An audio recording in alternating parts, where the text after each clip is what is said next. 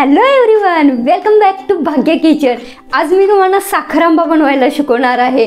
उन्हाळ्यामध्ये साखर आंबा बनवला नाही असं बहुतेक करून कुठलं घर नसेल, पण जर कुणी बनवला नसेल अजून तर ही रेसिपी पाहून अवश्य बनवा। चला तर मग भाग्य किचनकडे। मी एक स्वच्छ धुवून तोतापुरी कैरी घेतलेली आहे। तुम्हाला जर दुसरी कुठल्या पद्धतीची कैरी मिळत असेल तर ती तुम्ही धुवून पुसून स्वच्छ घ्या।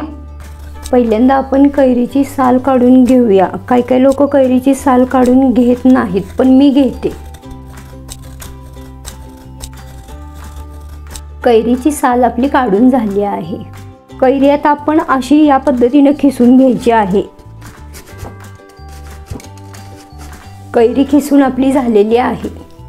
आता आपण एक कढई गरम करायला ठेवणार आहे गॅसवर। त्यानंतर त्याच्यामध्ये 2 चमचे तूप घालणार आहे आणि तूप थोडंसं गरम झाले की त्याच्यामध्ये 4 लवंगा आणि थोडेसे दालचिनीचे 2 तुकडे टाकणार आहे। लवंग आणि दालचिनी 1 मिनिट परतून झाल्यानंतर त्याच्यामध्ये कैरीचा खीस घालून परतायला सुरुवात करा।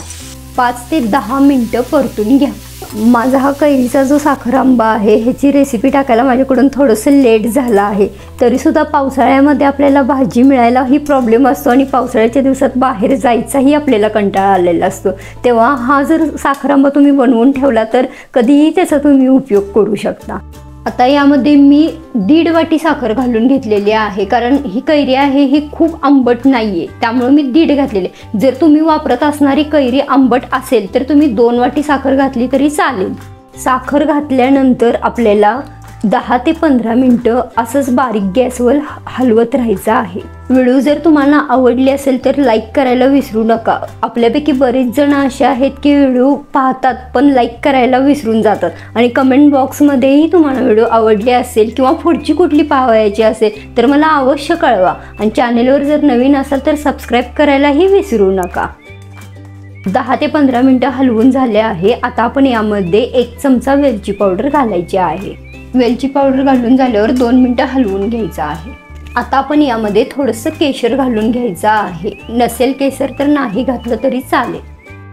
केशर घालून झाल्यावर 1-2 मिनिटं हलवून घ्या। साखर आंबा आपला झाला आहे हे आपल्याला 1 तारीख पाक आल्यानंतर समजते, आणि दुसरं म्हणजे त्याला एक चकाकी येते। साखर आंबा आपला तयार झाला आहे। आता आपण हा थंड झाल्यानंतर एका एअरटाईट कंटेनरमध्ये भरून ठेवायचा आहे, आणि हा फ्रीजमध्ये नाही ठेवला तरी चालेल।